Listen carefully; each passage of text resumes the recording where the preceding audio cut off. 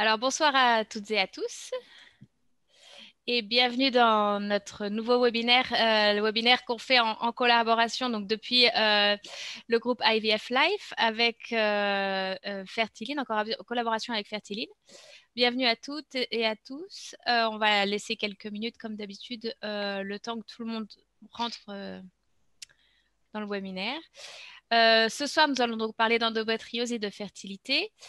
Voilà, le temps que on va d'abord également, on va commencer par la partie médicale avec le docteur Calomarde et ensuite on parlera de tout l'aspect hygiène de vie et comment améliorer son quotidien pour face à l'endométriose avec Adva et Virginie de Fertiline, les fondatrices de Fertiline.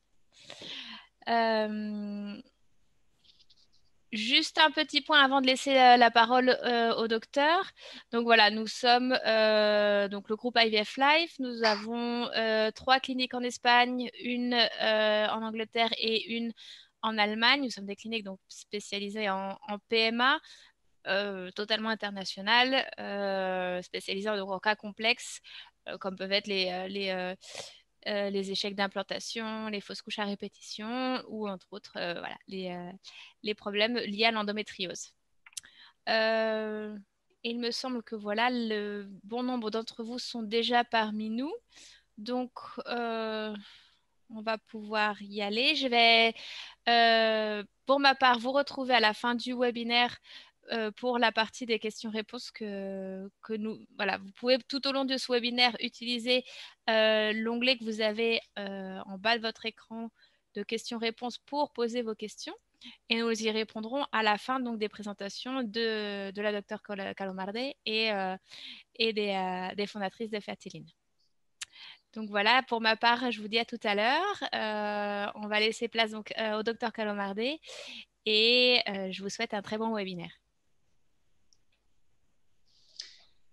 D'accord. Alors, bonjour et merci à tous d'être présents aujourd'hui pour ce webinaire sur les thèmes très complexes de l'endométriose. Je vais donc d'abord vous expliquer tous les composants médicaux de l'endométriose et les connaissances actuelles et je ferai donc les liens avec la fertilité et la reproduction assistée. Et on va d'abord commencer par expliquer exactement. On va d'abord commencer par expliquer et définir ce qu'est l'endométriose. Il s'agit donc de la tissu de la muqueuse utérine qui se développe hors de la cavité utérine. Il peut se développer dans les ovaires, dans la cavité péritoniale, dans l'abdomen et les pelvis, dans l'intestin, dans l'utérus, dans ce qui correspond au myomètre, d'accord, dans l'intérieur de l'utérus, et dans d'autres organes non génitaux comme la vessie, l'appendice, les côlons, d'accord. Alors, ici, on va voir comment est-ce qu'on diagnostique l'endométriose et comment est-ce qu'on définit son stade et dans le degré de sévérité. L'endométriose est souvent non diagnostiquée ou mal diagnostiquée. C'est pour cela qu'on l'appelle la maladie silencieuse. Il n'existe pas de technique de dépistage de la maladie sur la population générale ni pour les femmes à risque. Ce n'est pas car la manifestation des symptômes que nous pourrons orienter les patients vers ces examens pour établir un diagnostic. Pour diagnostiquer l'endométriose, on va se servir de 2 examens complémentaires. L'imagerie médicale, surtout l'échographie et les IRM pelviennes, et on peut aussi employer les célioscopies pour un diagnostic. Aussi, on emploie une prise de sang pour vérifier les marqueurs tumoraux qui sont normalement élevés en cas d'endométriose, c'est les CA125 et CA19.9. Le diagnostic de l'endométriose est complexe car il y a beaucoup de formes d'endométriose. Une fois le diagnostic posé, il faut définir les stades d'endométriose. Pour calculer les stades, nous nous basons sur un système à points qui prend en compte la situation de l'endométriose, la présence d'adhérence et les tailles de l'endométriose. Sur les tables, on voit par exemple qu'une endométriose de moins d'1 cm située dans l'ovaire aura donc un point, ce qui correspond à une endométriose minime. Les stades sont ensuite classifiés suivant les degrés de sévérité. On parle d'endométriose minime, c'est le stade 1. d'endométriose modérée, et le stade 2, et l'endométriose moyen, et le stade 3, et l'endométriose sévère au stade 4. Les stades dont je viens de parler n'ont pas de relation, des rapports avec les symptômes de la maladie. Nous avons des patients avec une endométriose de stade 1 avec des fortes douleurs et d'autres patients asymptomatiques totalement avec une endométriose de stade 3. Les symptômes sont très importants pour pouvoir orienter les patients vers des examens diagnostiques et les gynécologues doivent être capables d'identifier les signes d'endométriose. Donc, pour les symptômes, on a des patients asymptomatiques totalement qui n'ont aucune douleur et on découvre l'endométriose lors d'une infertilité ou d'une échographie des contrôles. Beaucoup de femmes se plaignent des règles abondantes et douloureuses, surtout vers les 3e et 4e jours de règles. Et c'est les symptômes les plus fréquents et on les trouve dans 60% des cas, d'accord? Et on observe parfois des douleurs plus longues et pendant tous les cycles ou dans d'autres endroits comme l'abdomen ou les lombaires. On observe aussi souvent des douleurs pendant les relations sexuelles dans 40% des cas. Il s'agit donc d'une maladie gynécologique fréquente. Les proportions montrent à près de 40% parmi les femmes qui souffrent des douleurs pelviennes chroniques, en particulier en moment de règles. Pour vous faire une idée de la fréquence de la maladie, c'est la 3e cause gynécologique d'hospitalisation aux États-Unis. La prévalence est cependant très difficile à calculer. On parle entre 5 et 10% des femmes, mais elle tend à être sous-estimée. Je vais parler ici des pistes que l'on a sur les prévalences de la maladie. On parle de 4% de prévalence chez les femmes qui ont subi une ligature de trompe. C'est ça, en général, normalement, sont asymptomatiques. On remarque aussi une endométriose chez 20% des femmes qui ont réalisé une laparoscopie pour des causes d'infertilité. Et enfin, on l'observe chez 24% des femmes qui réalisent une laparoscopie pour des causes de douleurs pelviennes. Parmi les facteurs à risque de l'endométriose, on retrouve ceci. En général, la fréquence augmente dans les pays développés, mais on ne sait pas s'il s'agit d'une vraie augmentation ou d'un meilleur diagnostic. On remarque surtout cette tendance à l'os au Japon. On trouve aussi des facteurs génétiques dans environ 50% des cas, mais il n'existe pas de gènes d'endométriose. Il s'agit plutôt d'une combinaison de plusieurs facteurs génétiques. Et même si le fait d'avoir des règles régulières n'est pas un symptôme d'endométriose, il s'agit d'un facteur aggravant puisque les cycles menstruels et l'activité hormonale font que les tissus endométriales se développent. Alors, sur l'étiologie, les causes d'endométriose sont malheureusement encore méconnues. Il y a plusieurs hypothèses sur les mécanismes qui entraînent cette maladie, mais aucune n'est encore avérée. Il y a la théorie métaplastique, selon laquelle les foyers d'endométriose sont dus aux cellules qui se sont implantées à différents endroits du corps pendant le développement dans les ventres maternels avant de se transformer en tissus endométriaux à l'âge adulte. Il y a aussi la théorie dite de l'induction de la transplantation. Cette théorie suggère que les reflux sanguins sont à l'origine de l'endométriose. En fait, pour bien comprendre la théorie, tend à croire que pendant les règles, le sang n'est pas écoulé par les vagins en totalité et qu'une partie pourrait être refluée vers les trompes et non de la cavité péritonéale. Ces sangs contiennent des cellules endométriales vivantes qui pourraient s'implanter dans les tissus péritonéales et d'autres organes. Enfin, il y a la théorie métastatique, où, comme c'est le cas par un cancer, par exemple, les cellules de l'endométriose seraient transportées par les vasos vers d'autres organes. Voilà, ce sont les 3 théories les plus suivies actuellement. Aucune de ces 3 théories peut expliquer à elle seule toutes les localisations de l'endométriose. Et il est probable que ces 3 mécanismes puissent intervenir de façon conjointe. Alors, sur les traitements de l'endométriose est une maladie hormonodépendante, c'est-à-dire qu'il tend à s'aggraver avec l'activité ovarienne. comme c'est le cas au cours du cycle menstruel. Avec l'élimination de cette activité ovarienne, l'endométriose c'est plus contrôlé, comme c'est le cas lors de la grossesse ou de la ménopause. L'utilisation d'oxystrogènes et des progestatifs comme la pilule contraceptive peut aider également à contrôler l'endométriose car les ovaires seront en repos, bien sûr. On peut aussi utiliser le danatrol qui est un androgène qui agit comme un antigonadotrope, c'est-à-dire qui diminue les hormones FSH et LH et de l'activité ovarienne. Une autre alternative, c'est l'utilisation d'une analogue de l'hormone GnRH, comme le décapeptile, provoquer une ménopause artificielle. Et enfin, les anti-inflammatoires, bien sûr, servent dans ces cas à calmer les douleurs provoquées par l'endométriose. Sur la question de faut-il opérer ou non l'endométriose, la réponse est qu'il faut l'éviter si cela est possible. Il faut bien comprendre que l'opération ne va corriger les causes de l'endométriose et il y aura un récidive de la maladie dans la plupart des cas. Les risques d'un traitement chirurgical sont évalués en fonction du bénéfice que l'on aura et les risques qu'on peut avoir sont des risques de séquelles et complications, par exemple des hémorragies ou des lésions d'organes comme des plaies digestives ou urinaires. Mais malgré la chirurgie, on peut se retrouver avec une persistance des symptômes et des problèmes de fertilité.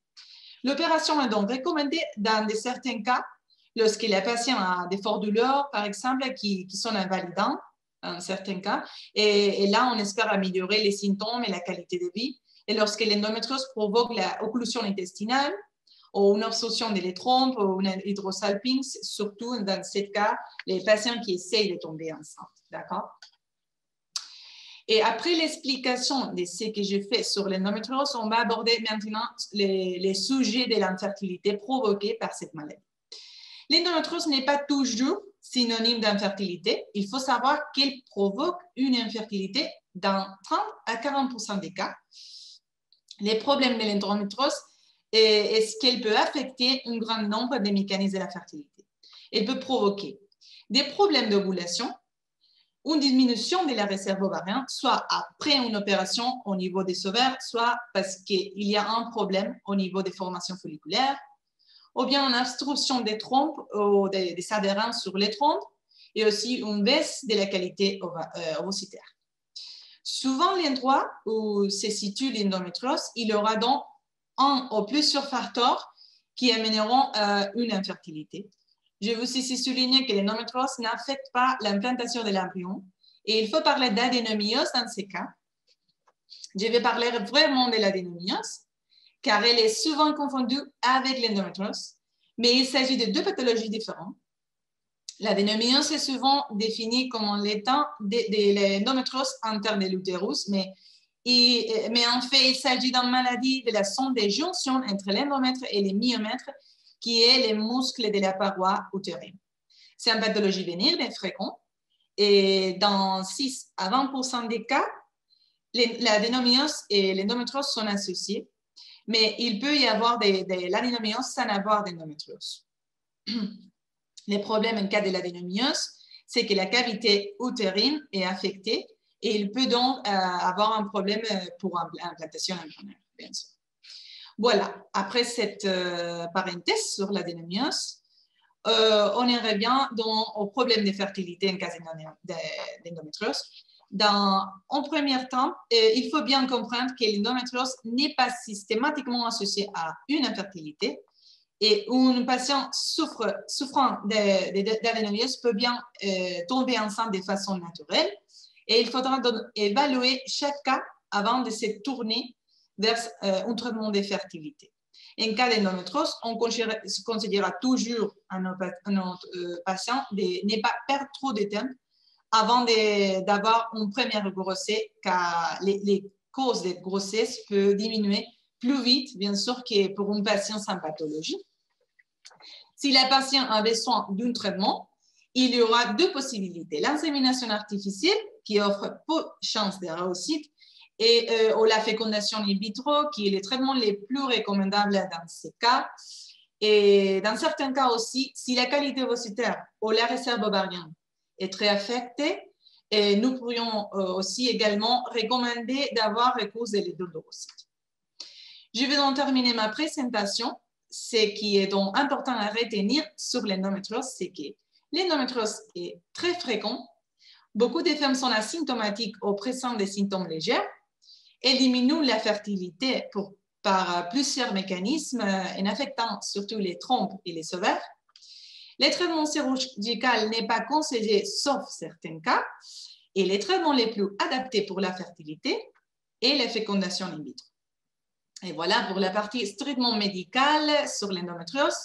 Je vais donc maintenant laisser la parole à Virginie et Abba, qui nous parlent de tous les facteurs externes et comment l'hygiène de vie peut aider à améliorer notre fertilité. C'est à vous. Merci beaucoup, docteur. Merci, Marie. Alors, on va passer à notre présentation, du coup. Voilà, bonjour, je m'appelle Ladva Grundmann, je suis consultante en fertilité et PMA depuis quelques années et j'accompagne les couples dans leur traitement de FIV et d'ovocytes à l'étranger.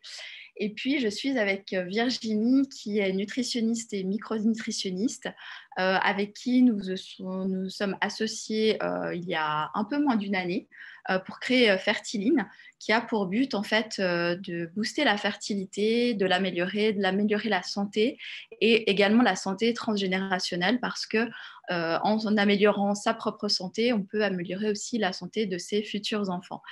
Et puis aujourd'hui, on va vous parler d'endométriose. Je vais laisser parler Virginie puisque on va plus parler surtout de nutrition, micronutrition et c'est elle la spécialiste en la matière.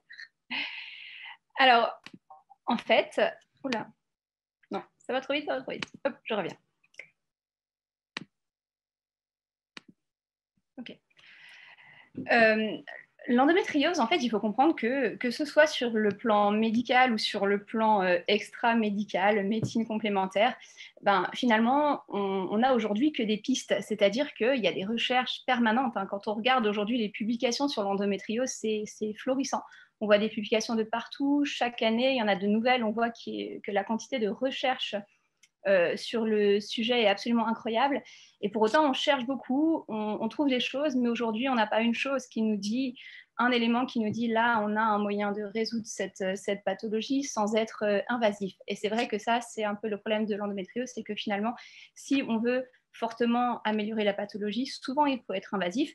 Donc nous, on a beaucoup cherché, on a travaillé sur énormément de pistes dans le cadre du développement de nos programmes, mais aussi dans le cadre des consultations en général. Mais juste pour dire que cette maladie est encore relativement peu comprise. Aujourd'hui, je vais vous donner beaucoup d'éléments sur des choses que nous, on a compris déjà dans le cadre de notre pratique, mais aussi en élaborant les programmes davantage parce qu'il a fallu donner des conseils spécifiques, il a fallu choisir des conseils qui étaient pertinents. Et du coup, on a épluché la littérature scientifique en long, en large, en travers. C'est une maladie qu'on connaît de mieux en mieux aujourd'hui, l'endométriose. Et on va vous parler de tout ça. Je voulais vous parler principalement de 3 pistes. Une qui me semble colossale et qu'on aborde malheureusement assez peu sur l'endométriose, qui est l'immunité. Alors, vous le savez, chez Fertiline, on adore l'immunité, tout simplement, puisque immunité, fertilité, immunité, grossesse, immunité, désir de conception, ça va ensemble. L'immunité joue un rôle immense, en fait, dans la conception.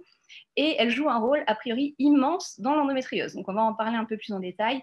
On va parler de l'inflammation. Vous le savez, l'endométriose est une pathologie inflammatoire. C'est aussi une pathologie hormonodépendante. Et c'est pour ça que finalement, on a ces 3 pistes et ces 3 configurations qui sont chacune, en fait, chaque problème est un problème très, très fort. Et le fait que ces 3 problèmes soient couplés, ça fait qu'on est face à une pathologie qui est d'une part très évolutive et qui est très difficile à faire régresser, que ce soit en termes de douleur ou d'inflammation du tissu. Commençons par l'immunité, c'est notre sujet préféré. Alors là, je vous ai mis une photo d'un bilan sanguin que moi j'aime beaucoup faire en consultation qui concerne l'immunité spécifique. Vous savez que dans notre immunité, On a une immunité qu'on appelle l'immunité innée, qui est l'immunité qui attaque tout de suite quand on a un virus, une bactérie ou un problème. Et puis, on a une immunité qu'on appelle spécifique. L'immunité spécifique, c'est les lymphocytes, en fait. Et ces lymphocytes, ils sont découpés. Les lymphocytes, c'est une famille. Puis, dans cette famille, il y a plein de lymphocytes différents. Et ces lymphocytes, qui sont très différents, ils ont chacun leur rôle, ils ont chacun leur particularité. Quand je ne comprends pas un terrain, en fait, quand je ne comprends pas ce qui se passe chez une personne, qu'on a une situation immunitaire qui paraît complexe, c'est un bilan en général que je vais recommander. Et je le fais très souvent dans le cadre de l'endométriose. Et s'il y a une chose qu'on peut dire, c'est qu'a priori, c'est vraiment le bazar. Au niveau de ce bilan, on voit qu'il y a une activité immunitaire qui est absolument anormale dans le cadre de l'endométriose, qui est atypique et qui est complètement incohérente. Et ça, c'est un constat que moi, j'ai fait en consultation, sur lequel je suis allée chercher des pistes, chercher des recherches qui ont été faites. Je me dis, je ne suis quand même pas la seule qui m'intéresse à ça. Il y a beaucoup de personnes qui se sont intéressées à l'immunité et à l'endométriose. Et effectivement, ça se confirme. Ça se confirme sur plusieurs pistes. Déjà, ce qu'il faut comprendre, c'est que l'endométriose est le tissu endométrial, qui est un tissu très spécifique, parce que c'est un tissu actif et pas juste un peu actif, très très actif. Et bien, c'est un tissu infiltré. Alors, ça veut dire quoi un tissu infiltré? Ça veut dire que dans ce tissu, vous avez une infiltration de cellules immunitaires et une activité immunitaire qui est très, très intense. Donc, notamment, les cellules qui infiltrent particulièrement le tissu endométrial, ce sont des cellules qu'on appelle les mastocytes, et ces mastocytes ont la particularité de libérer énormément d'histamine. Cette histamine génère de l'inflammation, donc ça, on le retrouve dans plusieurs études. Et ce qui est assez curieux, c'est que finalement, cette histamine, on la retrouve dans le tissu endométrial, mais pas que. On la retrouve en fait dans le fluide folliculaire, c'est-à-dire que quand vous allez maturer un ovocyte, autour de votre ovocyte, il va y avoir donc justement le follicule, et dans le fluide folliculaire, on retrouve une quantité d'histamine qui est absolument anormale chez les femmes qui souffrent d'endométriose, alors qu'on ne va pas avoir ça chez une femme qui ne souffre pas d'endométriose. Il y a une théorie, par ailleurs, qui est issue de la troisième étude qui est mentionnée sur cette page, qui dit qu'on pense que cette intoxication à l'histamine, en quelque sorte, du follicule, pourrait créer un retard de maturation ovocytaire, et que ce retard serait vraiment contributif à la baisse de la fertilité chez les femmes qui sont atteintes d'endométriose. Parce qu'aujourd'hui, c'est vrai qu'on voit que l'endométriose est corrélée à une diminution de la fertilité, mais finalement, on a aussi du mal à dire pourquoi. Est-ce que c'est des problématiques d'implantation? Est-ce que c'est des problématiques plutôt de maturation ovocytaire? Et en tout cas, là, on voit que, a priori, la maturation ovocytaire est compliquée par une intoxication du fluide folliculaire par l'histamine et du follicule par l'histamine, et ce qui pourrait créer justement un retard de maturation et peut-être une diminution de la qualité des ovocytes. Donc ça, c'est un des problèmes, le tissu infiltré. Il y a un autre problème. Alors là, je vous émets des pistes sur lesquelles nous, on travaille. Mais attention, ce n'est pas des solutions absolues, mais en tout cas, c'est des pistes sur lesquelles il faut absolument réfléchir. Et je vous explique comment nous, on a réfléchi autour de ce problème-là et comment nous, on a appliqué des choses qui paraissent marcher, mais en même temps, c'est très débutant aussi. Donc, au niveau du déséquilibre immunitaire, on a un déséquilibre immunitaire qui est assez incroyable et assez atypique aussi au niveau de l'endométriose, c'est-à-dire que quand on mesure l'équilibre de l'immunité dans le sang d'une femme qui a une endométriose et dans le fluide péritonéal de la même femme qui a une endométriose, c'est-à-dire vers le tissu endométrial, on a une activité immunitaire qui est inversée. C'est-à-dire que dans le sang, alors les deux activités immunitaires sont anormales. Dans le sang des femmes qui ont une endométriose, on trouve une activité immunitaire qui ressemble à de l'auto-immunité. Et dans le liquide péritonéal, donc près des zones, près du tissu endométrial, on va avoir une immunité qui ressemble plutôt à l'immunité qu'on va retrouver dans une cancérisation, dans un développement cellulaire anarchique. Et ça, c'est très curieux parce que, par exemple, nous, en nutrition, on a des stratégies pour les maladies auto-immunes, on a des stratégies pour la prolifération cellulaire anarchique, pour la cancérisation, mais on n'a pas des stratégies qui font les deux parce que normalement, ce n'est pas compatible tout ça. Et finalement, dans l'endométriose, on se retrouve avec un double tableau. On se retrouve avec une immunité sanguine qui fait n'importe quoi, mais dans un sens, et une immunité au niveau du tissu endométrial qui fait n'importe quoi, mais dans l'autre sens. Donc là, on a beaucoup réfléchi là-dessus, puis on s'est dit finalement, est-ce que dans la nutrition, est-ce que dans le mode de vie, on aurait des recommandations qui seraient les mêmes pour réguler une auto-immunité et pour réguler une cancérisation?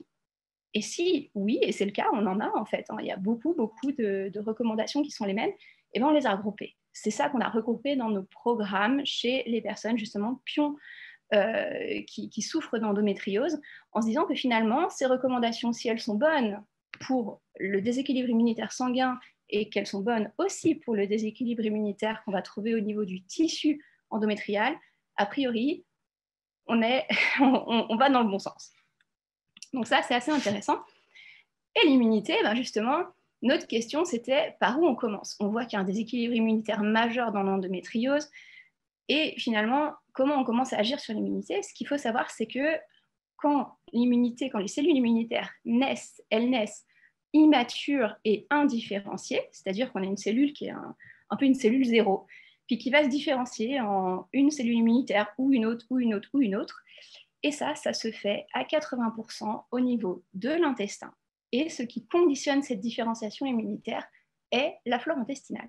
Donc, très clairement, si on veut commencer à faire quelque chose d'équilibrant sur le plan de l'immunité, que ce soit dans l'endométriose ou dans n'importe quelle pathologie, si on veut donner au corps le potentiel de résoudre une problématique immunitaire, c'est par là qu'il faut commencer, par l'intestin, par la flore intestinale. Et puis l'immunité, en fait, on s'est dit qu'il y avait aussi d'autres pistes, notamment de diminuer les conséquences de l'activité immunitaire sur les tissus, c'est-à-dire que la conséquence de l'activité immunitaire sur le tissu endométrial, c'est l'inflammation. Donc, il faut absolument aller diminuer l'inflammation. On va en parler juste après. On a des clés qui sont très connues là-dessus et qu'on doit absolument utiliser. Il ne faut pas s'en priver sur l'endométriose. Et on doit diminuer les perturbateurs immunitaires. Alors, on va parler des perturbateurs endocriniens, par exemple, qui sont des perturbateurs immunitaires, mais il y a d'autres perturbateurs immunitaires. Dans votre alimentation, vous avez en fait certains perturbateurs immunitaires. Ils ne le sont pas pour tout le monde, mais on en a quand même de ces perturbateurs immunitaires. Le deuxième point que je voulais aborder, c'est l'inflammation. C'est un point hyper important parce que on sait que dans l'endométriose, on est face à un tissu inflammatoire. Ce n'est pas forcément l'inflammation qui crée la douleur, mais en tout cas, le tissu est en inflammation quasiment permanente. Ce qu'il faut comprendre sur l'inflammation, parce que souvent, quand on pense inflammation, on se dit, mais c'est un phénomène qui est permanent, tout ça. En fait, l'inflammation, à la base, c'est une étape immunitaire. C'est une étape immunitaire qui est d'ailleurs nécessaire pour nous, parce que quand on a une inflammation, on crée une inflammation pour résoudre un problème. Finalement, alors là, je vous ai mis la photo d'un doigt piqué avec une aiguille. Si vous vous piquez le doigt avec une aiguille, si vous vous coupez, immédiatement, la zone va s'inflammer. Vous allez commencer à avoir une activité immunitaire dans cette zone-là. Cette activité immunitaire, elle est essentielle parce qu'elle protège l'entrée du corps, d'une part, et elle va activer les processus de réparation. Donc l'inflammation, c'est une étape immunitaire, mais il y a d'autres étapes qui sont des étapes de résolution. C'est-à-dire que le schéma, c'est que normalement, on a une inflammation qui sert à recruter des cellules immunitaires. Ces cellules immunitaires vont s'activer, réparer le tissu, vont attirer d'autres cellules, des cytokines qui vont finalement aller réparer tout le tissu et l'inflammation va partir. Seulement, dans l'endométriose et dans plusieurs inflammations chroniques, ça ne se passe pas comme ça. Quand une inflammation devient permanente, eh bien, ça veut dire que là, on est face à un tissu qui a une activité immunitaire anormale ou qui ne parvient pas finalement à résoudre le processus inflammatoire et à aller jusqu'à sa réparation. Donc, l'inflammation chronique qu'on retrouve dans l'endométriose, c'est une défaillance immunitaire d'une part, et c'est aussi une défaillance du système de réparation. Alors, allons un petit peu plus loin, parce que là aussi, il y a des études et c'est des choses intéressantes. Vous allez voir, quand on commence à regrouper les choses ensemble, finalement, ça devient vachement clair, peut-être pas au début, mais on commence à gagner un petit peu de lumière avoir des bonnes pistes et à gagner de la lumière sur la situation. Alors, on a des molécules qui gèrent l'inflammation, on en a plein. Les molécules majeures qui gèrent l'inflammation, c'est ce qu'on appelle les interleukines.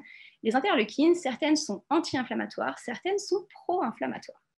Et alors là, ça devient super intéressant parce que quand on a aussi construit les programmes, on s'est posé la question, tiens, est-ce qu'il y a des problématiques d'interleukines chez les femmes qui ont justement une endométriose et en fonction du stade de l'endométriose et tout ça. Et là, c'était pas vraiment surprenant, mais effectivement, le tissu endométrial est plein d'interleukines. Mais ça va même plus loin que ça, puisqu'en fait, par exemple, l'interleukine 6, qui est l'interleukine la plus pro-inflammatoire, hein, c'est celle qui génère vraiment beaucoup d'inflammation, et ben, on retrouve dans le tissu endométrial une quantité de récepteurs à cette interleukine qui est absolument phénoménale. C'est-à-dire que le tissu endométrial est un tissu préprogrammé, entre guillemets, pour s'inflammer et pour maintenir un statut inflammatoire. Donc, c'est très important d'intervenir sur ces interleukines, de faire en sorte qu'elles s'abaissent. Et là, je vous ai mis une étude que j'adore parce qu'elle parle de nutrition. Puis alors, vous savez, les études qui parlent de nutrition, il n'y en a pas non plus des tonnes. Donc, on est content quand on en trouve et qu'on trouve des choses un peu fiables. Et cette étude parle du rôle de la vitamine D et des oméga-3 dans la réduction de cette fameuse interleukine 6 qui est très incriminée dans l'endométriose.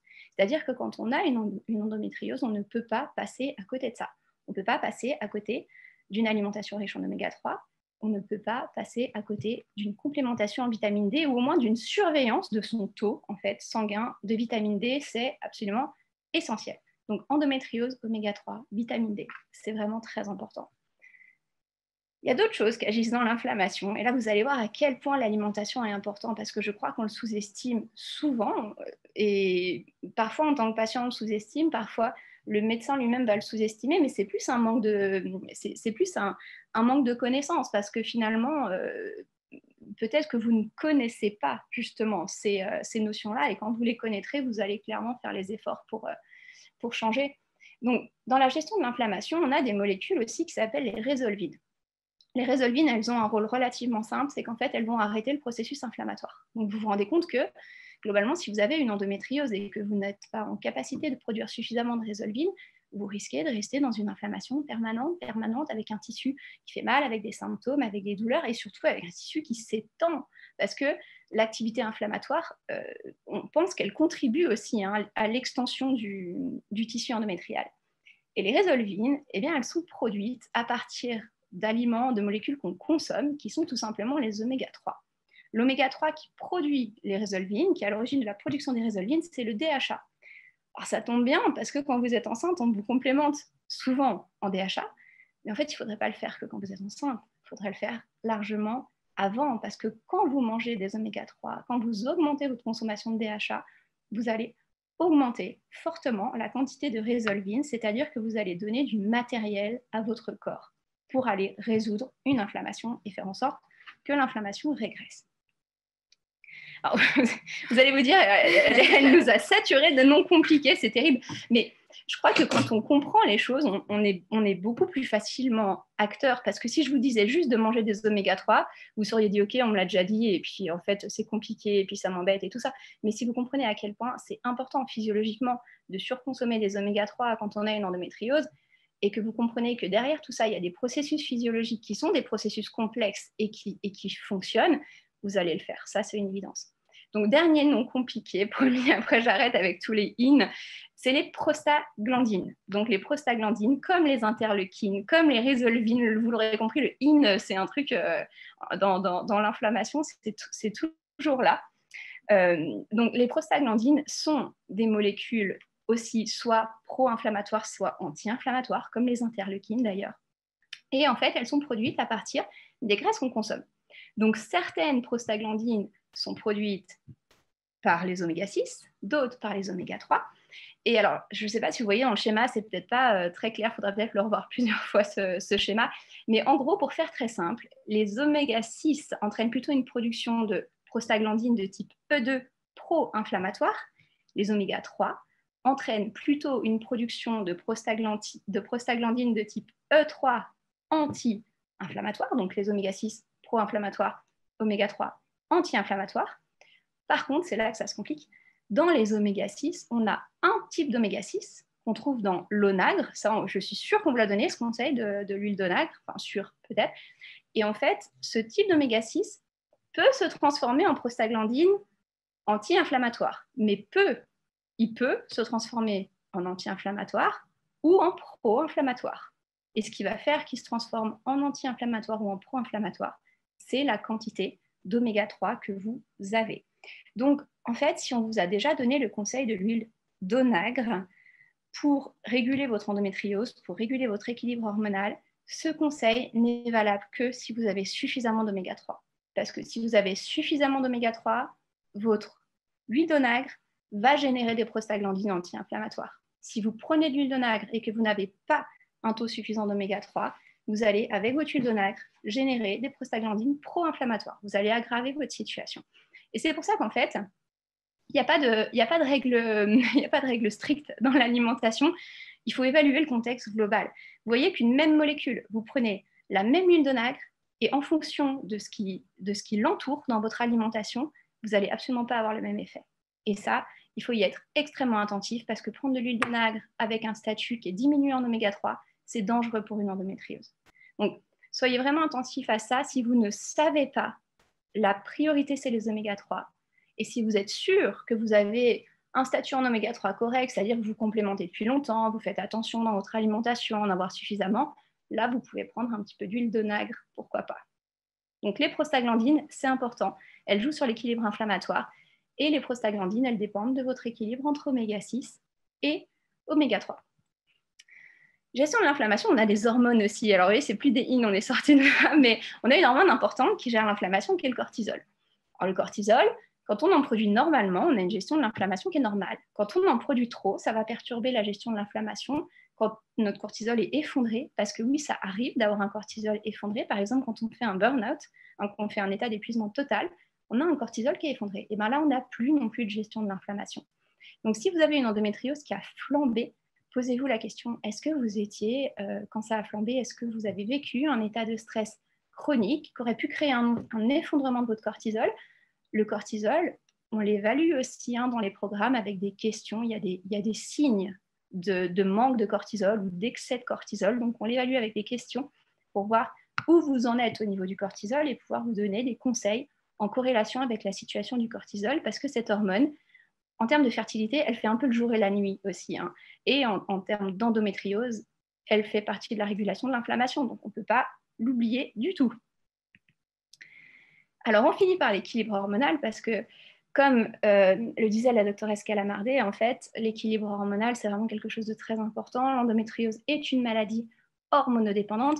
Même plus loin que ça, c'est une maladie plutôt œstrodépendante. Aujourd'hui, la plupart des publications nous disent, mais finalement, les femmes qui ont une endométriose sont plutôt des femmes qui ont un taux d'œstrogène élevé. C'est plutôt une pathologie œstrodépendante.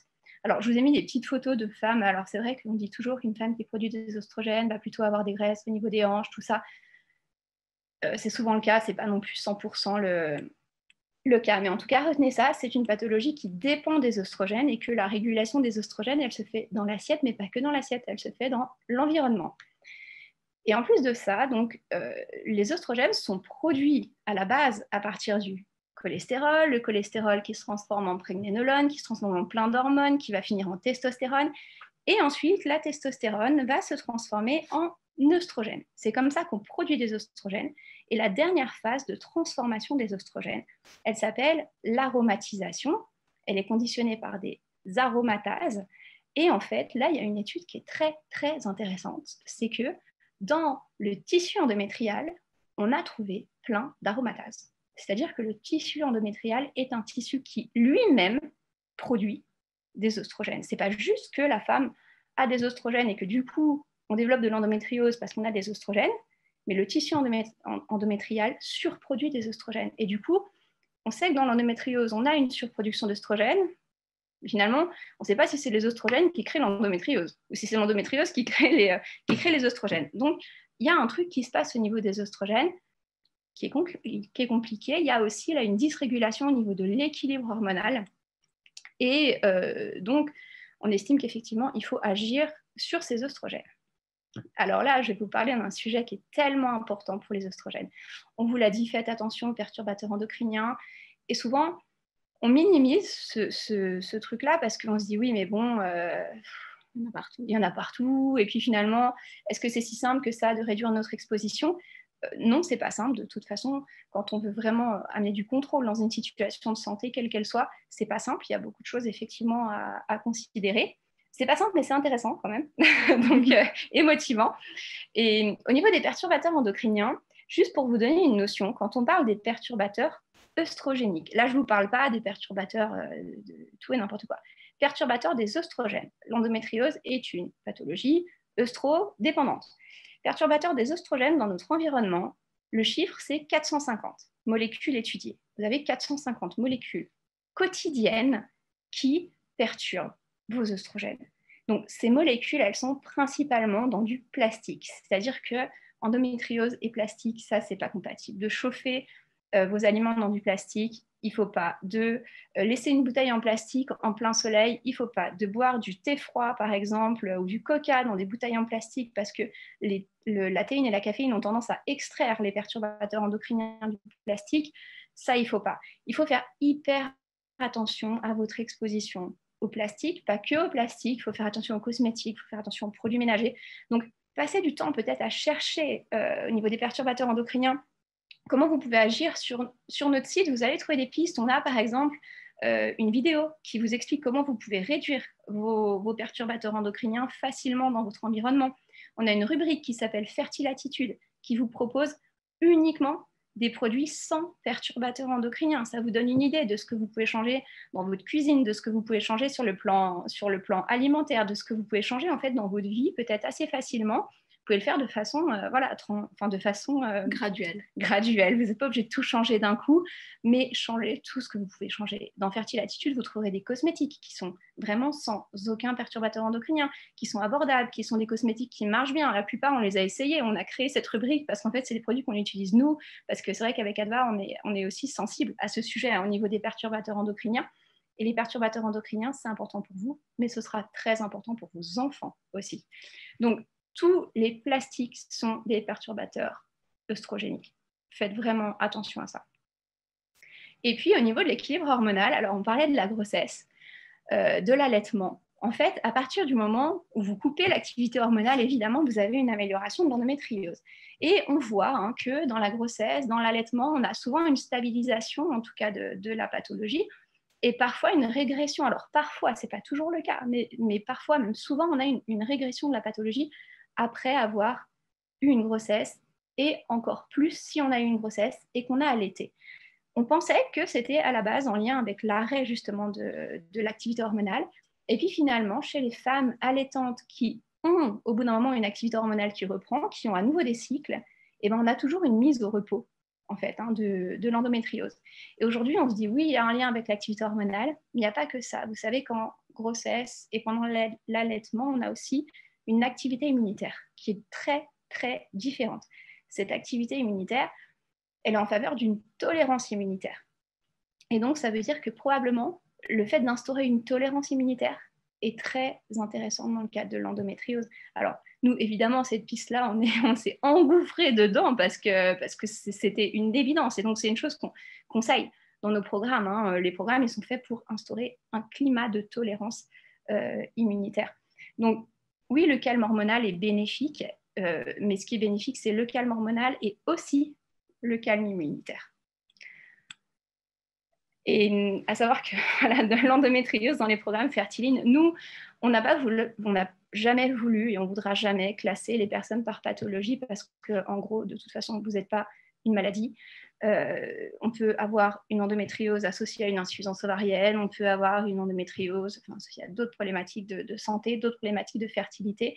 Et je pense que d'avoir un protocole unique pour une pathologie est une chose fausse. On l'a vu avec l'Onagre. Quand vous donnez de l'Onagre à une personne qui a de l'endométriose, vous avez deux possibilités. Soit ça l'améliore, soit ça l'aggrave. En fonction de son terrain, ça améliore ou ça aggrave. Donc, nous, on a décidé de ne pas agir tant qu'on ne connaît pas le terrain de la personne. C'est la raison pour laquelle on a créé des programmes avec d'énormes questionnaires d'investigation pour connaître ce qui se passe dans votre corps, pour voir comment est votre terrain et pour pouvoir agir en toute connaissance de cause et de façon, du coup, très spécifique. Donc, clairement, ça a été un casse-tête. Ça fait très longtemps qu'on travaille à 5 spécialistes, 3 médecins et puis nous 2 sur les programmes Fertiline. Mais voilà, aujourd'hui, on a des jolis résultats. On a des femmes qui ont des endométrioses, qui ont toujours une endométriose et qui nous disent, dès le premier cycle, après 1 mois de programme, elles ont une forte réduction des douleurs. On a des grossesses naturelles, notamment chez des femmes qui qui ont une endométriose. Et tous ces jolis succès, ça nous fait vraiment plaisir et on ne regrette pas de s'être cassé la tête et d'avoir passé quelques nuits sur PubMed à chercher des tonnes d'études et de pistes. Voilà, donc je laisse Adva parler, puis on va ensuite aborder les questions. Donc, comme l'a dit Virginie, alors donc on a créé ces programmes Fertiline qui ont pour but. Alors, comment ça se passe un programme Fertiline?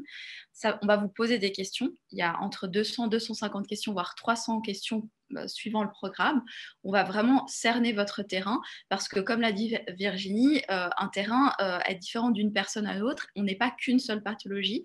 On peut avoir plusieurs choses, différentes et tout ça combiné ensemble, on va vous donner des propositions pour améliorer votre terrain qui peuvent être différentes d'une personne à l'autre. Ça veut dire qu'une personne qui a une endométriose ne va pas forcément avoir, si vous comparez, si un jour vous faites un programme Fertiline et que vous avez une endométriose, que vous la comparez votre programme avec une autre personne qui a une endométriose, il y aura certaines choses qui vont être reprises parce que c'est vrai qu'il y a des conseils qui sont pour les endométrioses, les pathologies, l'inflammation, l'immunité, mais on va aussi suivre les autres problématiques que vous pourrez avoir pour vous aider d'une manière globale. Donc en fait, le but, c'est de justement lever les facteurs limitants de votre fertilité et vous aider à l'améliorer. On a créé un Fertiline Score sur notre site, qui est un test gratuit qui vous permet un petit peu d'appréhender ce que c'est un programme Fertiline. Donc, vous avez un questionnaire réduit qui correspond un petit peu à ce que l'on va vous poser. Alors là, il n'y a que 20 questions comparées aux 200, 300 questions des autres programmes, mais ça vous donne un petit peu une idée de ce qu'on aborde. Et puis, on a créé donc le premier programme qui est un Fertiline Concept, qui est le programme pilier, qui est vraiment fait pour les gens qui souhaitent concevoir, que vous ayez des problèmes de fertilité ou pas. Alors là, on parle d'endométriose, donc c'est plutôt des problématiques, et qui ont pour but vraiment d'améliorer le terrain, la base. Donc c'est vraiment le pilier. Ensuite, on a développé des programmes Fertiline FIV, Fertiline Tech, Fertiline FIV-DO, comme leur nom indique, qui sont des programmes qui sont vraiment associés au traitement et qui ont pour but de vous accompagner pendant vos traitements et de potentialiser en fait toutes les étapes du traitement. Donc, pour vraiment vous permettre d'avoir des actions favorables durant toutes les étapes et vraiment vous donner des conseils et puis un soutien, parce que c'est vrai que souvent, on se sent un petit peu seul dans ces traitements. Une fois qu'on a le transfert, on accompagne beaucoup justement la phase après le transfert pour vous aider à passer toutes ces étapes le plus favorablement possible et en améliorant les choses. Là, j'ai voulu vous mettre quelques témoignages. Alors, il y a beaucoup de choses. On a plusieurs personnes, mais c'était vraiment des très beaux succès qu'on a eus, justement, de personnes qui avaient des endométrioses et qui ont pu, avec un programme Fertiline, réussir. Alors, plus ou moins rapidement. De nouveau, on est différents. Donc, il y a des personnes pour qui il suffit de 2-3 semaines de programme parce qu'il y a qu'un problème et puis on va le résoudre. Il peut y avoir des personnes qui ont d'endométriose où il y a plusieurs problèmes, donc ça peut mettre plus de temps. Mais voilà, grosso modo, l'idée, c'est d'améliorer la situation. Et puis, ce qu'on a voulu faire aussi, c'est pour vous remercier d'être là, de nous écouter, de prendre le temps, aussi parce qu'on veut que vous engagiez le changement assez rapidement, parce que vraiment, on est convaincus qu'on peut vous aider sur ce terrain-là. C'est vous donner en fait la possibilité de faire un programme in-concept, donc notre programme pilier, avec 30% de réduction, et cela jusqu'à dimanche soir. Donc demain, on vous enverra un code aux personnes qui se sont inscrites. C'est un petit peu le plus, on se dit, des gens qui ont fait l'effort soit d'être là, soit qui se sont inscrits, qui pourront visionner le webinaire par la suite. Et vous allez recevoir le code par email. Voilà. Donc, j'espère avoir répondu. Ah oui, il y avait encore la dernière slide qu'on aime bien quand même partager. C'est un petit peu notre idée. C'est en fait, voilà, il y a deux routes. Il y en a une qui est, voilà, il y a un nuage. L'autre côté... C'est notre mission. Voilà, notre mission, voilà. Notre mission, c'est vraiment de se dire, voilà, nous, on va vers une population saine et fertile parce que, comme on vous a dit, les programmes, c'est aussi améliorer votre santé. Et la question, où est-ce que vous allez? Est-ce que vous allez aller avec nous? Voilà, merci beaucoup. Merci. Oui. Voilà, on arrête de partager. Pardon. Et on peut passer aux questions. Oui, alors merci beaucoup à toutes les trois, si j'y arrive. Voilà. Donc, nous avons déjà eu quelques questions durant vos deux présentations. Donc, je vais les lire et puis selon s'il s'agit d'une question plus médicale, on donnera la parole voilà, au docteur Calomarde. Et si c'est une question plus en relation avec Fertiline, eh bien voilà, Virginie et Adva pourront y répondre sans problème. Donc, nous avons une première personne qui nous demande si la prise d'anti-inflammatoires régulière peut aggraver ou entretenir une endométriose ou une adénomiose profonde. Et cette même personne nous indique qu'elle prend de l'Advil chaque mois au moment des règles pour combattre les douleurs. D'accord. Médicaments, Merci, docteur. oui. Médicaments, non. L'anti-inflammatoire seulement, c'est pour calmer les douleurs et avec les règles, d'accord? Et non, il n'y a pas de problème pour aggraver l'endométriose. N'améliorez pas aussi, mais n'aggrave pas l'endométriose. J'ajouterais juste que non, je pense aussi que ça ne l'aggrave pas. Ça ne résout pas, à mon sens, le fond du problème, en fait, hein, mais par contre, non, ça ne l'aggrave pas. En fait, le fait de prendre un anti-inflammatoire ne va pas augmenter à terme le niveau d'inflammation. Mais il y a d'autres leviers, en fait, et c'est ça. Et l'objectif, c'est plus peut-être de travailler sur le fond, effectivement, du problème. Et le problème, c'est que ça ne réduit pas l'inflammation sur du long terme. C'est juste vraiment à court terme que ça réduit l'inflammation. Je pense qu'on est tous d'accord. Merci. Qu'est-ce qui est recommandé en PMA pour améliorer la qualité ovarienne? Ou la qualité ovocytaire, j'imagine. Ouais. Les deux. Pour les parties médicales, seulement on a les gonadotropes pour stimuler les ovaires et pour avoir plus d'ovocytes. Mais la qualité ovarienne, c'est difficile d'améliorer avec les médicaments. D'accord? Seulement avec les gonadotropes, on essaie d'avoir plus de quantité et aussi plus de qualité. Mais non, toujours, c'est facile à faire. Alors, en fait, sur le plan de la nutrition, sur le plan du terrain, là, il y a des pistes intéressantes sur l'amélioration de la qualité de la qualité des ovocytes. Hein, on était là-dessus. De la qualité des ovocytes, notamment dans le cadre de l'endométriose. On a parlé de l'histamine. En fait, on a parlé justement de l'intoxication des ovocytes par l'histamine. Donc, ça, c'est déjà une piste hein, de diminuer justement les infiltrations mastocytaires et puis de diminuer justement l'état d'excès d'histamine dans l'ovocyte pour avoir une meilleure qualité en fait, du follicule et puis de l'ovocyte. Et la deuxième piste aussi, les autres pistes qui ne sont pas spécifiques à l'endométriose, c'est aussi par exemple de favoriser une production de mélatonine suffisante, d'amener de la vitamine D. Donc oui, il y a des choses à faire hein, sur le terrain, très clairement, de diminuer le stress aussi. Il y a plein de choses. En réalité, je crois que si on compte le nombre de choses qui vont impacter sur la qualité de l'ovocyte, c'est absolument infini. Maintenant, je pense qu'on ne peut pas traiter toutes les pistes en même temps. Donc, il faut vraiment se concentrer sur les pistes qui sont les plus pertinentes pour soi-même. Et donc, il faut définir au préalable ces pistes-là. Merci. Question suivante. L'huile d'olive est-elle inflammatoire? Pas du tout. En fait, alors l'huile d'olive, là on parlait des oméga 6, des oméga 3. L'huile d'olive, c'est plutôt un oméga 9. Donc les oméga 9, ils sont pas vraiment anti-inflammatoires, pas vraiment pro-inflammatoires, ils sont juste neutres. Et dans l'huile d'olive, on a une molécule qui s'appelle l'hydroxytyrosol qui a un effet anti-inflammatoire. Donc l'huile d'olive, non seulement elle n'est pas néfaste, elle est plutôt neutre sur le schéma oméga 6, oméga 3, et elle contient cet hydroxytyrosol qui a un vrai effet anti-inflammatoire. Donc c'est une huile bénéfique.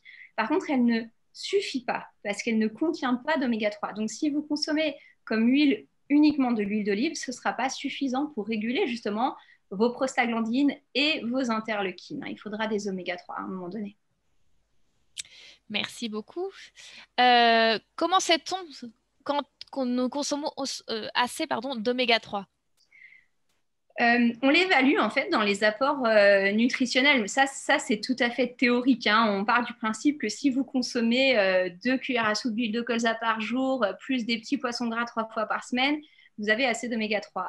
Mais ça c'est théorique et c'est une théorie pour le maintien. Ce qu'on ne connaît pas, c'est votre niveau de carence. Hein. Et c'est vrai que du coup, Nous, dans les programmes, on y va très, très fort sur les oméga-3. D'une part, parce qu'il n'y a pas de risque en réalité d'avoir un excès d'oméga-3. Et quand on fait des analyses biologiques, ça se mesure, ça se dose dans les analyses biologiques, les oméga-3. Pas dans des analyses classiques, c'est vraiment dans des analyses très spécifiques qui se font. Alors nous, en Suisse, on les a, ces analyses. En France, certains laboratoires les ont, mais c'est très spécifique. Et quand on dose les oméga-3 chez la plupart des personnes, enfin, très franchement, c'est pas une surprise, c'est extrêmement bas. C'est extrêmement bas. Donc, d'augmenter les oméga-3, on ne prend pas de risque. Et si on veut vraiment évaluer le statut de carence, c'est bien effectivement de faire un dosage sanguin et d'aller un peu plus loin là-dessus. Oui. Bonsoir. L'huile de CBD pour les douleurs a des conséquences sur la fertilité? Alors, honnêtement, je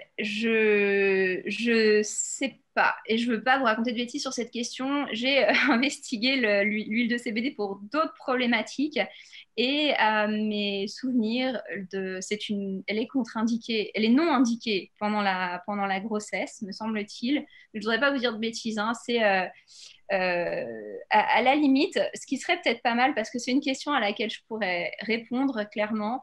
Je vous propose peut-être juste de nous mettre cette petite question en message privé sur soit notre Instagram, soit notre compte Facebook, soit notre email contact@fertiline.com et j'y répondrai parce que c'est une question importante et voilà. Mais j'ai pas la réponse là maintenant. Selon moi, il me semblait que c'était contre-indiqué pendant la grossesse ou en tout cas qu'il n'y avait pas assez de recul. Il y a des études, je ne sais pas ce qui se passe là. C'est moi. C'est parce que je me permets de trouver, voilà, comme vous dites, de vous contacter. Voilà, d'accord. Voilà, je voulais mettre la dernière. Je sais qu'il y a eu des études qui ont été faites sur la fertilité. Alors, la fertilité, toi, tu parles de grossesse sur la fertilité et le CBD, qui étaient plutôt favorables. Mais de nouveau, on va quand même regarder en détail parce qu'on ne voudrait pas vous dire de bêtises. Et voilà, n'hésitez pas à nous écrire un message et on va regarder parce qu'on adore, quand on a une question, on adore trouver la solution. Donc, Et puis surtout, pas vous raconter n'importe quoi. Voilà. Donc, honnêtement, j'ai un vieux souvenir de ce... Mais je ne l'utilise pas, moi, personnellement, dans le cadre de la fertilité, dans le cadre de la grossesse. Donc, je préfère vraiment être sûre de ce que je vous dis par rapport à cette question. Très bien, merci. Alors là, on a une question un peu plus médicale pour le docteur Calomarde. Bonsoir. Atteinte d'endométriose au niveau des ovaires et de l'utérus et de la vessie. Je suis en parcours de FIV. Malheureusement, je n'ai jamais eu d'accroche embryonnaire. Que me conseillez-vous de faire? Merci. Oui, cette question, c'est difficile parce que vraiment, les conseils, c'est d'essayer avec les propovocytes. Et selon les résultats, on doit voir s'il y a un problème avec les spermes, s'il y a un bon réservoir ovarien ou c'est très vaste. Alors, selon ça, si c'est très difficile, peut-être le mieux, c'est normalement, s'il y a un bon réservoir ovarien, on peut aussi, pour écarter un problème au niveau de la qualité de l'embryon, on peut faire un PGTA, c'est-à-dire la biopsie de l'embryon, que normalement on fait dans la clinique très fréquemment. Et s'il n'y a pas un bon réservoir ovarien, vous savez ce qui est trop, alors le mieux c'est d'échanger l'ovocyte. Mais on doit étudier plus ce cas. C'est difficile de répondre. Alors ça, c'est un petit peu la même réponse que la question antérieure, c'est-à-dire que quand on a voilà, des cas un petit peu plus personnels et complexes qui nécessitent un œil un peu plus approfondi sur les résultats, sur les analyses ou les examens ou les traitements que vous avez pu faire antérieurement, n'hésitez pas à nous contacter directement, à nous envoyer tout ce que vous avez fait pour pouvoir vous répondre dans de bonnes conditions. Alors, je rebondis juste sur justement la question en disant que par rapport aux problématiques d'implantation, d'échec d'implantation, là, effectivement, on peut incriminer peut-être l'endométriose, mais on peut aussi incriminer l'activité immunitaire qui est liée à l'endométriose, hein, parce que comme on l'a décrit, il y a des problématiques d'activité immunitaire. On sait que l'immunité joue un rôle important dans l'implantation. Donc, peut-être de se dire que là, ça peut être intéressant d'essayer de rééquilibrer justement cette activité immunitaire par le biais de l'alimentation, par le biais du travail sur la flore intestinale et sur l'AMH, parce que je vois la question qui est un petit peu plus basse aussi. Aujourd'hui, on pense que certaines insuffisances ovariennes, c'est pas le cas pour toutes, mais on voit que dans l'endométriose, hein, il y a souvent endométriose et insuffisance ovarienne. Et on pense que ces phénomènes pourraient être des phénomènes auto-immuns, en fait, qui pourraient vraiment être aussi liés à l'immunité. Et là, je donnerais aussi ce conseil vraiment, essayer d'agir sur l'immunité. Je crois que c'est une base immense, quoi, clairement. Et comme on l'a dit, c'est quelque chose qu'on travaille beaucoup dans nos programmes avec des jolis succès. Alors, pas toujours, hein, puis ça met du temps, mais c'est vrai qu'on a cette possibilité de quand même travailler sur ça. Donc, éventuellement, si ça vous intéresse de regarder, on peut peut-être vous aider. Très bien, merci. Bonsoir. Après une myomectie et retrait des adhérences en 2015, j'ai perdu 90% des symptômes liés à l'endométriose, mais ma réserve ovarienne est toujours faible. Comment améliorer mon AMH? Oui, pour améliorer la AMH, ce n'est pas possible parce que ça veut dire que la AMH, c'est la réserve ovarienne, ça veut dire la quantité d'ovocytes qu'il y a. Si vous avez perdu cette tissu ovarien, c'est difficile, ce n'est pas possible de faire plus de follicules. Alors seulement on peut améliorer un peu la qualité des follicules et des ovocytes qu'il y a, mais on ne peut pas améliorer la AMH. Ce n'est pas possible. Alors, c'est vraiment c'est vrai que nous, quand on a commencé les programmes, on avait cette donnée en tête aussi, hein, que l'AMH est en dégradation permanente, en fait, quel que soit le cas. Et aujourd'hui, sur les programmes, on n'a eu que des augmentations de l'AMH. On a eu encore aujourd'hui un résultat d'une utilisatrice qui a commencé son programme le premier jour en fait du lancement des programmes, le 29 mai. Le 29 mai, et aujourd'hui, elle a doublé en fait son AMH. Bon, elle était en insuffisance ovarienne. Elle a doublé son AMH. C'est pas la première fois qu'on a le cas. On a eu parfois des fois 2, des fois 3 sur des AMH, des AMH, alors toujours sur des situations d'insuffisance ovarienne. Maintenant, c'était pas le but des programmes du tout, parce qu'on ne pensait pas que c'était possible, en fait, à la base non plus. Et on ne sait pas, d'ailleurs, dans les programmes. C'est ça le pire, hein, c'est la grande frustration, c'est de se dire, dans les programmes, on donne plein de recommandations, on ne les donnait pas pour l'AMH à la base, et puis on voit que ça a une action, qu'apparemment, il y a quelque chose qui se passe quand même. Donc, on ne saurait pas dire quelles sont les recommandations qui font que le taux d'AMH s'améliore comme ça. Mais jusque-là, on n'a que des taux d'AMH augmentés. Parfois, c'est un tout petit peu augmenté, mais parfois, c'est carrément doublé ou triplé.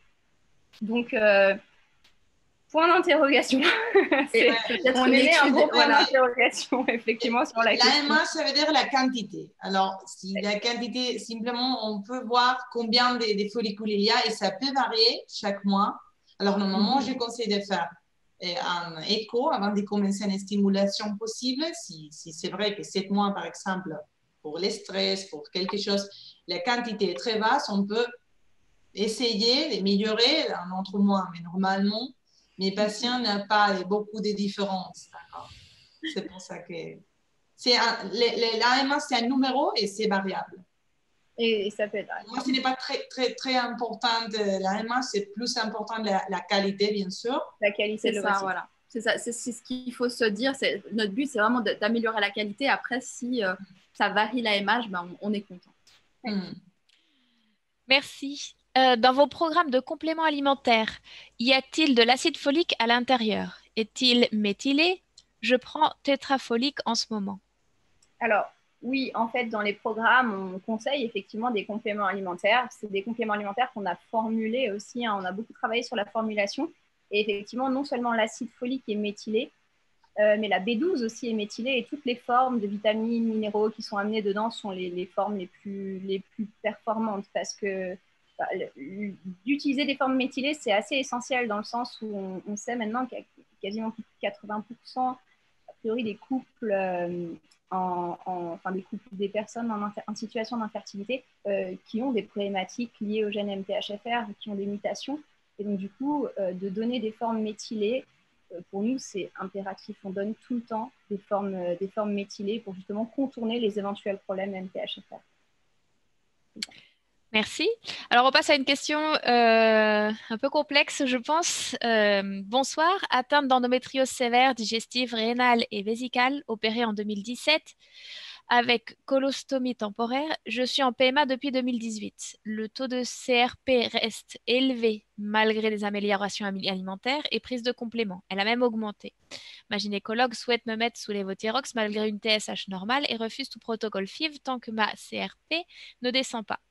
Est-ce justifié? Et quelle corrélation y a-t-il entre TSH, CRP et FIV? Ça, c'est une question pour vous? Alors, en fait je suis en train de réfléchir à la corrélation entre TSH et CRP. Ouais. Et là, je plante un peu, en fait. Je ne vois pas le... Bon, peut-être répondre TSH et grossesse, peut-être. Alors, TSH et grossesse, oui, mais en quoi un lévothyrox pourrait faire baisser une CRP? Je pense qu'il y a vraiment d'autres moyens de faire baisser une CRP. Il y a beaucoup de moyens naturels de faire baisser une CRP. Déjà, d'adopter un modèle alimentaire anti-inflammatoire, de prendre des molécules qui sont très anti-inflammatoires. Alors, ça peut être du curcuma, ça peut être du sulforaphane de brocoli, ça peut être voilà, des curcumines activées, ça peut être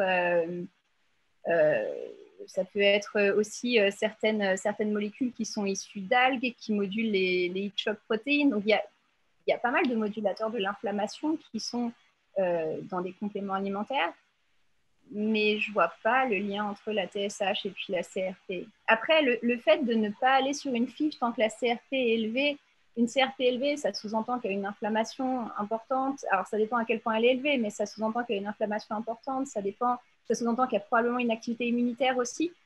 Donc, peut-être que l'idée, c'est de se dire on ne va pas en FIF parce qu'il y a trop de risques d'échec d'implantation dans cette configuration.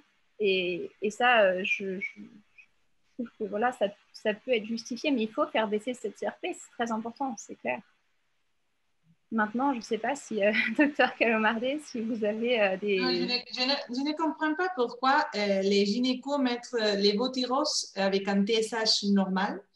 Non, là, je relation avec les CRP et les FIP. Il faudrait peut-être savoir là également qu'est-ce qu'on entend par normal. C'est pour ça qu'on demande toujours à voilà, nos patients, c'est vrai que dans des webinaires, de donner sans les résultats d'analyse sous les yeux, c'est des fois un petit peu compliqué. Donc, n'hésitez pas. À Voilà. savoir qu'un TSH normal en fertilité, c'est en dessous de 2. En moins de 2, voilà. Mais Donc, c'est pas parfois, forcément anormal d'en avoir en dessous de 4 4 hors fertilité, si je ne me non, trompe pas. exactement. Mais en fertilité, on veut être en dessous de 2. Donc, peut-être que si la TSH est 3, finalement, sur la fiche de laboratoire, elle est dans la norme. Mais peut-être que pour la gynécologue, ce n'est pas suffisant. Et là, ce serait peut-être justifié d'avoir le lévothyrox. Par contre, c'est vrai que le lien, je ne suis pas sûre que le lévothyrox va régler le problème de la CRP. Là, à mon avis, il y a autre chose à régler. Sous cette Normalement, nous, c'est 2,5 et entre 2,5 et 4. Normalement, on demande les anticorps antithyroïdes pour valorer mieux. Oui, tout à fait. Ça, c'est... Ouais. Donc voilà, je vous invite également à nous envoyer un petit peu plus de détails sur votre cas pour qu'on puisse vous répondre plus précisément. Combien de temps faut-il attendre avant de se tourner vers la PMA lorsqu'on est atteinte d'endométriose stade 4 et d'anénomiose, qu'on a 33 ans et qu'on essaye de concevoir naturellement depuis 4 mois? Ça, c'est difficile aussi à valorer parce qu'on va voir aussi les spermes, d'accord? Mais normalement, ça ne dépend pas des stades de l'endométriose, d'accord? Surtout si de la réserve ovarienne et de la qualité. On ne peut pas savoir les qualités au début, mais je pense que le mieux, c'est avec 33. Je pense que, disons, un an, une année plus ou moins, je pense que c'est le mieux. Si à partir d'une année, et vous essayez de tomber enceinte et il n'y a pas de réussite, je pense que le mieux, c'est de demander l'aider à votre médecin. À partir de l'année. Merci. Vous vouliez ajouter quelque chose? Non, je pense que c'est juste. D'accord. Que conseillez-vous comme complément pour améliorer la fertilité? La mélatonine ou autre? Alors, c'est large comme question. Oui, voilà. Et des réponses, j'en ai, mais tellement. Alors, oui, la mélatonine, c'est une problématique plutôt d'insuffisance ovarienne, de qualité ovocytaire, tout ce qui va réguler, en fait, finalement, l'immunité. Donc, les probiotiques, la vitamine D, tout ce qui va être bénéfique à la conception, l'iode, les oméga-3, les folates méthylés, la B12 méthylée, le Q10, il y a tellement. Alors, c'est vrai que nous, on a quand même formulé le produit qu'on pense idéal pour la fertilité parce que finalement, avant de se lancer dans la formulation d'un produit, d'un complément, on a investigué le marché parce qu'on s'est dit que finalement, si on trouvait quelque chose qui était déjà prêt à l'emploi, ça nous simplifiait la vie. Seulement, on n'a pas trouvé quelque chose qui réunissait tous les critères qu'on voulait réunir dans un complément alimentaire d'optimisation de la fertilité. Donc, on l'a créé. Il s'appelle le concept 1, en fait, ce produit-là. Et la base vraiment qu'on conseille pour la fertilité, une personne qui m'écrirait comme ça sur un réseau social en me disant quelle est la base pour la fertilité en termes de complémentation, je dirais concept 1 et omégine, c'est-à-dire des oméga 3 de type DHA. Donc ça, c'est des produits, si jamais, qui sont dans notre fertilatitude que vous pouvez trouver. Ça, je pense que c'est la base. Et évidemment, il y a plein de produits qui peuvent propulser la fertilité, mais il faut savoir quel est le problème.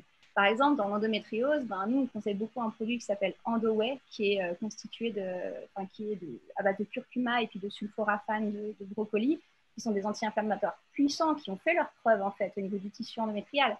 Donc, tout dépend de la problématique. Et puis pour monsieur aussi, peut-être. Et puis pour monsieur parce aussi, on est bien quand sûr. même à deux à faire un enfant, et c'est vrai qu'on oublie toujours la partie de monsieur. Et aussi des compléments alimentaires.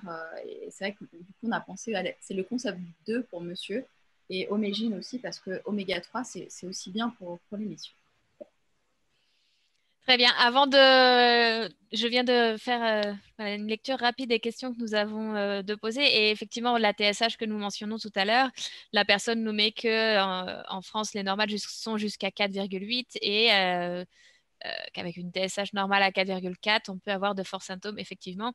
Donc, comme on vous disait, en fertilité, on essaie d'avoir une TSH en dessous de 2.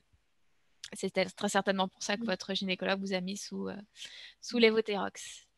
Alors, une autre question. Le curcuma est-il bénéfique dans l'endométriose? Oui, très. Il l'est, c'est clair. Alors après, il faut faire la différence. Le curcuma alimentaire, c'est un curcuma qui est assez difficilement assimilable, qui n'est pas activé. Donc souvent, on va essayer d'amener de la curcumine activée. Mais déjà, tout ce que vous pouvez mettre dans l'alimentation en termes de curcuma, c'est intéressant. Ce curcuma, il doit être chauffé ou consommé avec du poivre et huilé. Donc il faut même le consommer dans une configuration assez particulière. Mais le curcuma, oui, est bénéfique pour l'endométriose. Pour avoir vraiment une action de régulation de l'inflammation avec le curcuma, il faut aller à des doses relativement élevées. Et c'est pour ça qu'en général, on conseille d'aller directement avec le principe actif qui est la curcumine et de la prendre sous forme active, en fait, forme activée.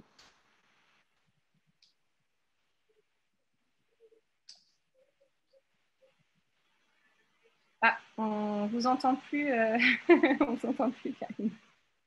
Oui, j'ai coupé mon son, ça risque pas de marcher. Je viens d'apprendre que j'ai de l'endométriose et j'ai été opérée 2 fois cette année afin de déboucher mes trompes, qui a été un total échec. Et maintenant, j'ai un dérèglement hormonal.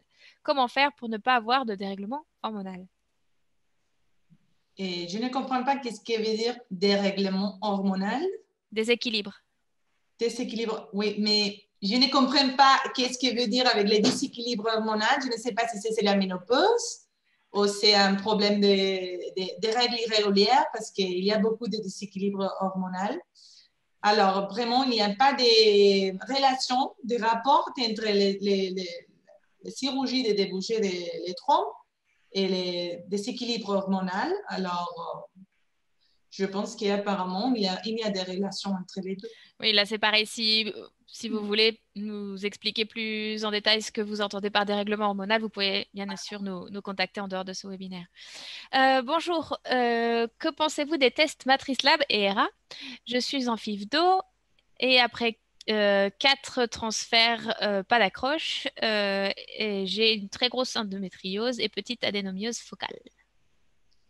Alors, normalement, on travaille avec un équivalent des matrices là qui s'appelle IMAP et un équivalent de l'ETESTERA qui s'appelle RMAP, d'accord, mais c'est pareil. Et oui, non, ça sont 2 tests que normalement on demande beaucoup, même s'il y a des endométrioses ou il n'y a pas d'endométriose, d'accord, c'est un endométriose par exemple.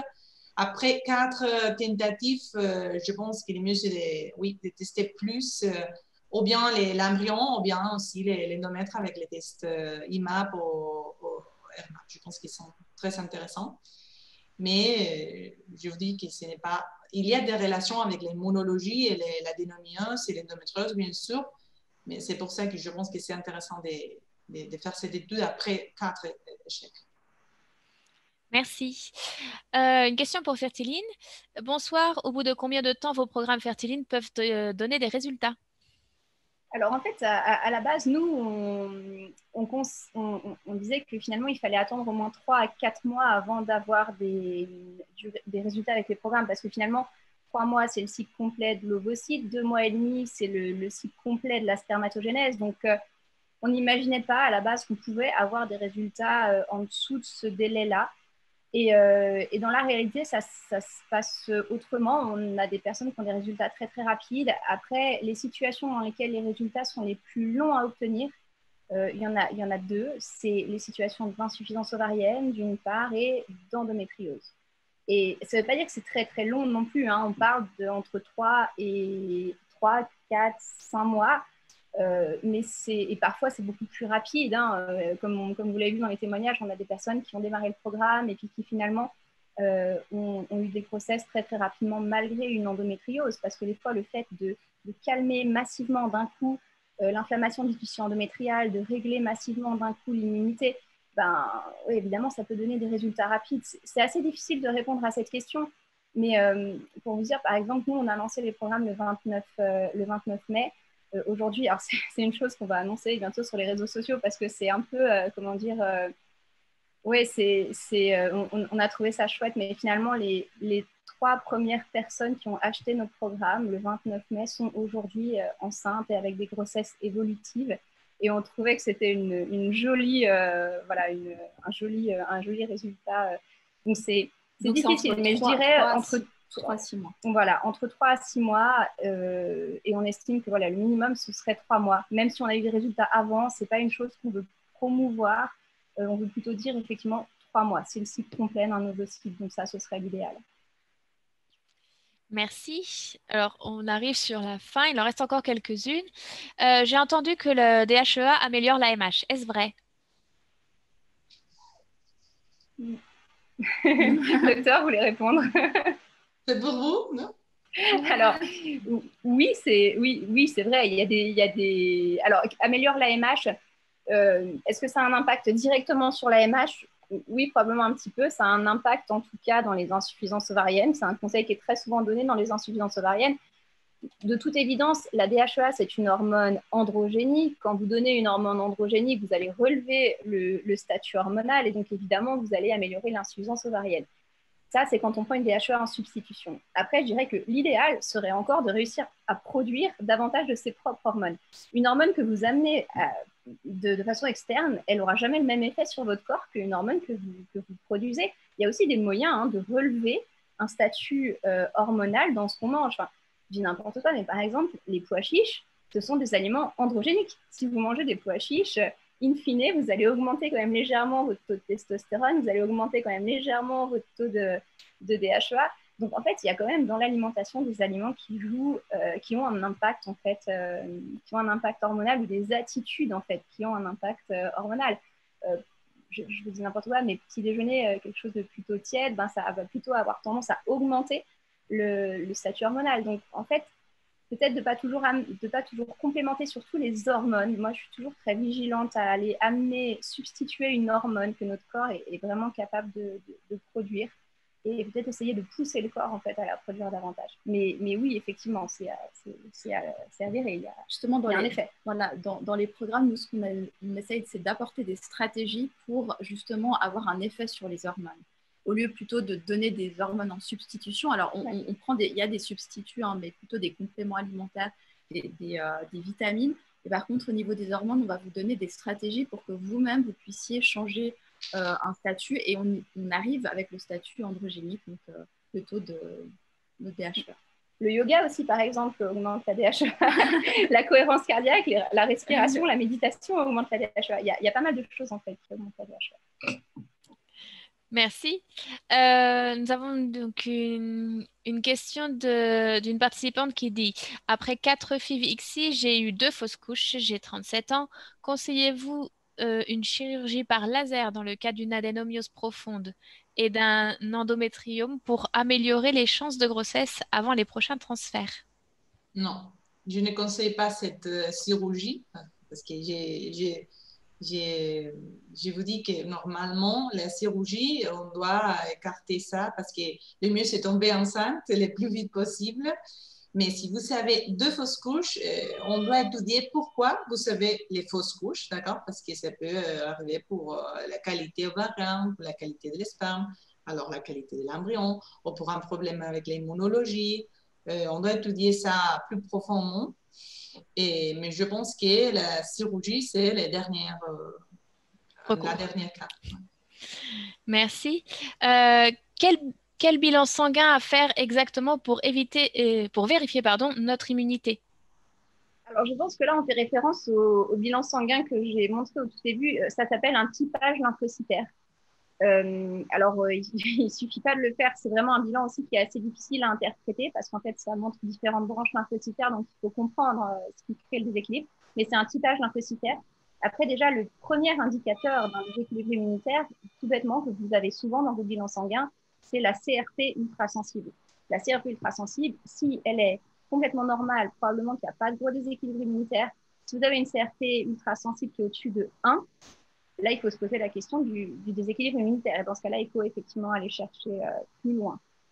Mais sinon, c'est le typage lymphocytaire. Très bien.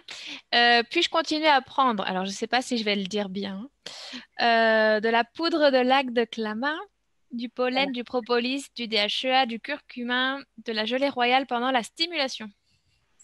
Alors, algues clamates, oui. Le pollen, oui. La propolis, oui.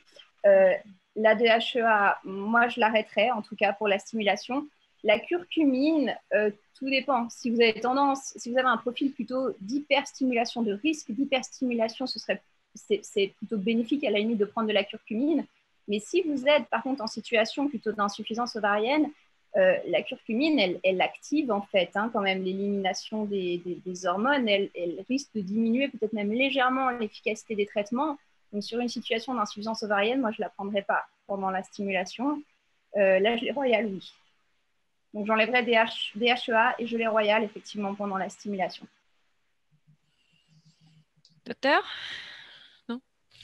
Non, je ne sais pas, pour cette part, c'est tout pour faire télé. Voilà, on arrive à la dernière question. Alors, on a une personne qui nous a demandé le prix des différents programmes. J'imagine que c'est de Fertiline. Là, honnêtement, je vous invite à contacter avec Virginie et Alors, c'est des informations que vous avez aussi sur notre site, fertile-in.com. Et là, vous avez vraiment, on est hyper clair au niveau des prix. Il n'y a pas de choses cachées et tout ça. Donc, toutes les informations sont sur notre site. Puis nous, on vous répond bien volontiers sur l'email. On va aussi demain. On voulait mettre en ligne, justement comme on l'avait fait sur le dernier webinaire qu'on avait fait ensemble avec IVF sur les fausses couches. On va mettre une boîte à questions sur notre compte Instagram. Donc, si vous avez des questions plus spécifiques à nous poser, qui a trait à vous, on répondra à ces questions, puis on fera partager aussi les réponses des autres personnes. Comme ça, on fera une jolie base de questions. Et puis, si c'est vraiment des questions très personnelles, vous nous écrivez sur la boîte mail. Très bien. Alors, voilà, on arrive au bout des questions. De toute façon, même si voilà, vous avez envie de réécouter ce qui a été dit ce soir, donc demain ou après-demain, je pense que voilà, grand maximum, ce webinaire sera en ligne sur nos chaînes de YouTube. Et puis, donc, comme vous l'ont dit Virginie et Alva, dès demain également, vous recevrez donc des nouvelles de leur part pour l'offre qu'elles ont proposée dans leur présentation. Voilà, je voudrais remercier vivement nos 3 conférencières de ce soir et également la forte participation des gens qui sont avec nous ce soir. Il y a eu énormément de questions, c'est bien. Voilà, on a également des merci, donc les gens. Merci à vous, merci à vous. IVF et puis Dr Calomardé, et puis merci à tous, toutes celles, tous ceux qui étaient présents ce soir. Et puis voilà, on reste vraiment disponible aussi pour vos questions. Merci beaucoup. Au revoir. Bonne soirée, au revoir. Au revoir.